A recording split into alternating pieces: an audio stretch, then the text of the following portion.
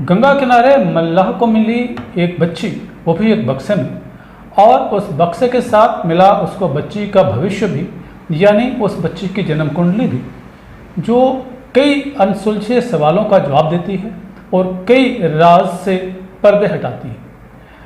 यूं तो जन्म कुंडली एक तरह का पूर्वानुमान देती है हमें किसी व्यक्ति के जीवन का, पर इस संबंध में, इस केस में ये पुलिस की पूरी मदद कर सकती है उस बच्ची के माता पिता को लोकेट करने में और उस बच्ची के एग्जैक्ट जन्म स्थान तक पहुंचने में। इसके अलावा वह बक्सा जिसमें वो बच्ची मिली है और उस बच्ची की जन्म कुंडली अपने आप में कई सवालों का जवाब हमें दे देती है। अब उन सवालों के जवाब और उन सवालों पर तो हम चर्चा करेंगे, पर पहले ये देख लेते हैं कि ये पूरा मामला आखिर है क्या। ये वाक़या है गाज़ीपुर उत्तर प्रदेश का, जहाँ एक नाविक का ध्यान, एक मल्लाह का ध्यान एक बक्से की तरफ गया जहाँ से किसी बच्चे के रोने की आवाज़ आ रही थी। वैसे तो उस बक्से के पास से बहुत से लोग गुजर रहे थे, पर किसी के पास इतना समय नहीं था कि वो उस बक्से को देखता या उस बक्से से आ रही रोने की आवाज़ को देखता। लेकिन कुदरत को मंजूर होगा तो उस नाविक ने वो बक्सा उठाया, कोने पे ले गया और जैसे ही उसने उस बक्से को खोला तो वह हैरान हो गया। उसमें एक बच्ची थी, वो भी जिंदा, जो बिलक बिलक के शायद अपने माँ बाप को याद कर रही थी। एक मासूम बच्ची के मिलने की खबर जैसे ही फैली, सब उस बच्ची को देखने के लिए दौड़ पड़े, मानो कोई अनहोनी घटना हो गई। किसको नहीं मालूम कि हमारे यहाँ बच्चियों को पैदा होते ही मार दिया जाता है, जिंदा ज़मीन में दबा दिया जाता है। यहाँ पे तो किसी शख्स ने बच्चियों को पानी में मात्र बहा ही था। अब ये जरूर पैदा होता है कि अगर बच्ची की जगह किसी लड़के का जन्म हुआ होता तो क्या उसको भी इस तरह से गंगा जी में बहा दिया गया होता। अब आते हैं बक्से पर और जन्म कुंडली पर। ये बक्सा हमें कई बातों की तरफ इशारा करता है। पहली बात, ये बक्सा सॉलिड लकड़ी का है, तो जिसने भी इस बच्ची को पानी में बहाया वह इस बच्ची को मारना नहीं चाहता था। अगर उसे इस बच्ची को मारना ही होता तो इस बच्ची के पाँव में पत्थर बांधकर किसी भी दरिया या तालाब में वो फेंक सकता था, या किसी आती हुई ट्रेन के आगे उसको फेंक दिया जा सकता था, लेकिन उसने ऐसा नहीं किया। इतना ज़रूर है कि वह इस बच्ची से छुटकारा ज़रूर पाना चाहता था। अब वो छुटकारा क्यों पाना चाहता था, वो क्या बातें थी, वो क्या वजह थी, इसके बारे में आगे हम विस्तार से चर्चा करेंगे ही। दूसरी बात, वह व्यक्ति जिसने इस बच्चे को गंगा जी में बहाया वो आर्थिक रूप से इतना सक्षम तो था कि वो एक लकड़ी का सॉलिड बक्सा अफोर्ड कर सकता था। बिल्कुल गया गुजरा या गरीब आदमी तुमको लगता नहीं। तीसरी बात, इस लकड़ी के बक्से पर देवी माँ की तस्वीरें बनी हैं, यानी वो व्यक्ति कहीं ना कहीं धार्मिक वृत्ति का है। अब यहाँ पे ये सवाल तो पैदा होता है कि अगर वो इतना धार्मिक वृत्ति का था तो उसने इस बच्ची को नदी में बहाने का कुकृत्य क्यों किया। शायद उस अंधविश्वासी ने सोचा कि अगर इस बच्चे को गंगा मैया न ही बचाए तो कम से कम देवी माँ तो बचा ही लेगी। वाह रे वाह अंधविश्वासी तेरी सोच, यानी माँ बाप होके पानी में बच्ची को भाव तुम और रक्षा कर रहे हैं गंगा मैया या देवी माँ।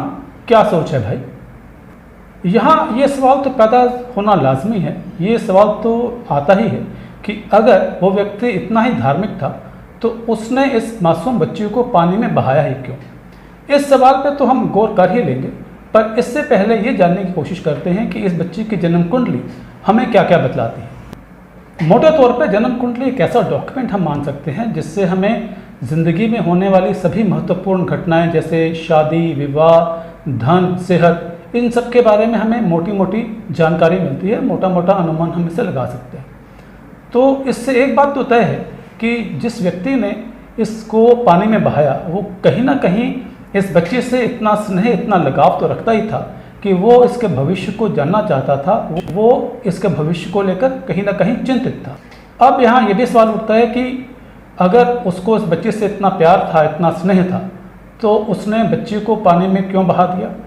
क्या घर में कोई मजबूरी थी, कोई भूखमरी थी, कोई लाचारी थी जिसके चलते मजबूर होके उसने बच्चे को पानी में डाल दिया। अरे कोई भी मजबूरी हो, कोई भी लाचारी हो, कितनी भी भुखमरी क्यों ना हो, क्या हम और आप अपने बच्चों को पानी में बहा देते हैं। हिंदुस्तान एक गरीब मुल्क है, तो क्या इस गरीब मुल्क में जिसके भी घर में कोई परेशानी आती है तो क्या वह अपने बच्चों को पानी में बहाना शुरू कर देता है? ये कोई बात हुई? ऐसा कहीं होता है क्या? दूसरी बात, अगर घर में ऐसी ही भूखमरी थी, ऐसे ही बदहाली थी, ऐसे ही बुरे हालात थे, तो क्या बच्चे को दुनिया में लाना ज़रूरी था? बच्चे को जन्म देना इतना ही ज़रूरी था? क्या इसके माता पिता ने शादी का मतलब सिर्फ मज़े लेने का लाइसेंस मान लिया था? क्या उन्हें पता नहीं था कि बच्चे को जन्म देने के बाद घर में कितनी जिम्मेवारियां आएंगी? क्या उनका कोई एहसास नहीं था? ऐसे लोग जिनको शादी के बाद अपनी जिम्मेवारियों का एहसास तक ना हो, क्या उनको शादी करनी चाहिए? क्या ऐसे लोगों को बच्चे पैदा करने चाहिए? माना कि इसके लिए कोई कानून नहीं हो सकता, लेकिन कुछ सामाजिक बंधन तो होते ही हैं। कुछ आदमी की अपनी सोच तो होती ही है कि भाई मैं एक इंसान को, एक व्यक्ति को इस दुनिया में ला रहा हूँ जिसकी पूरी जिम्मेवारी मेरे पे होगी, तो क्या अगर मेरी समर्थ नहीं है, अगर हमारी समर्थ नहीं है, तो क्या उस बच्चे को दुनिया में लाने का हमें कोई औचित्य बनता है? इस बच्चे को पालने वाला बहुत ही लापरवाह और गैर जिम्मेवार किस्म का इंसान था। ऐसे व्यक्ति को इंसान तो कहना ही नहीं चाहिए। ऐसा व्यक्ति जो अपने बच्चों को पानी में बहा दे, वो तो इंसानियत के नाम पर ही एक धब्बा है। ये भी हो सकता है कि इस बच्चे का जन्म माँ बाप की शादी के बिना ही हुआ हो और लोकलाज के कारण इसके माता पिता ने इसका त्याग कर दिया हो, यानी गलती माँ बाप की और सजा देती एक मासूम को। ऐसी घटनाएं तो हमें महाभारत की कुंती की याद दिलाती हैं, जिसने कर्ण का त्याग सिर्फ लोकलाज के कारण कर दिया था। और कई ऐसे नॉवेल्स हैं, कई ऐसे उपन्यास हैं, कई ऐसी फिल्में हैं जिसमें इस तरह की घटनाएं हमें मिल जाती हैं। ऐसा लगता है कि जिस व्यक्ति ने इस बच्ची को पानी में बहाया, वो इन टीवी सीरियल्स, इन फिल्मों और इन पुरानी कथाओं की अपने ही कल्पना की दुनिया में रहता था। और उसने ये सोचा कि जैसे फिल्मों में दिखाते हैं, जैसे नाटकों में दिखाते हैं, जैसे कहानियों में दिखाते हैं, वैसे ही अगर मैं भी इस बच्ची को पानी में बहा दूंगा तो कोई ना कोई तो उस बच्ची को उठा ही लेगा, किसी ना किसी को ये बच्ची तो मिल ही जाएगी, और जिसको भी ये बच्ची मिलेगी वो उसको पाल भी लेगा। अरे नौटंकी, अरे मूर्ख, ये बच्ची तुम्हारी है, इस बच्चे को पालने की जिम्मेवारी तुम्हारी है, न कि किसी और की। अब किसी को अगर मिल गई, उसने पाल लिया, तो ये इस व्यक्ति की नेक दिली है और इस बच्चे की किस्मत है। लेकिन तुमने अपने माता पिता होने का क्या फर्ज निभाया? और कुछ सवाल उन पड़ोसियों से भी। क्या इस व्यक्ति के पड़ोसी इतने बड़े आदमी हो गए थे, इतने बिजी आदमी हो गए थे कि उनको ये भी फुर्सत नहीं थी कि वे अपने पड़ोस में झांकें और देखें कि उनके पड़ोस में कोई व्यक्ति किस हालात में रह रहा है? माना कि आजकल हम पड़ोस की तरफ अधिक ध्यान नहीं देते और अपने ही काम में ज़्यादा मशगूल रहते हैं, पर ऐसे भी क्या असंवेदनशीलता कि हमको ये भी पता ना हो कि हमारे पड़ोस में कोई जिंदा है या मर गया? इसके पड़ोसियों को कम से कम ये तो खबर होनी ही चाहिए थी कि इनके पड़ोस में एक व्यक्ति था, उस व्यक्ति की एक बच्ची थी और वो बच्ची अचानक से गायब हो गई। वो बच्ची आखिर कहाँ गई? उसको ज़मीन खा गई या आसमान निकल गया? क्या इसके पड़ोसियों का यह भी फर्ज नहीं था? क्या इस पूरे घटनाक्रम में, ये जो बच्ची को नदी में बहाने का जो घटनाक्रम हमने देखा है, क्या इसके पीछे कोई पंडित, कोई ज्योतिषी, कोई मौलवी, कोई स्याना तो नहीं जिसने इस बच्ची के ग्रह नक्षत्र तारों को इतना अशुभ बताया कि उसके परिवार ने कहा कि इतने संकटों को झेलने से तो अच्छा है कि हम इस बच्ची को बहा दें, इस बच्ची से किसी न किसी तरह से छुटकारा पा लें?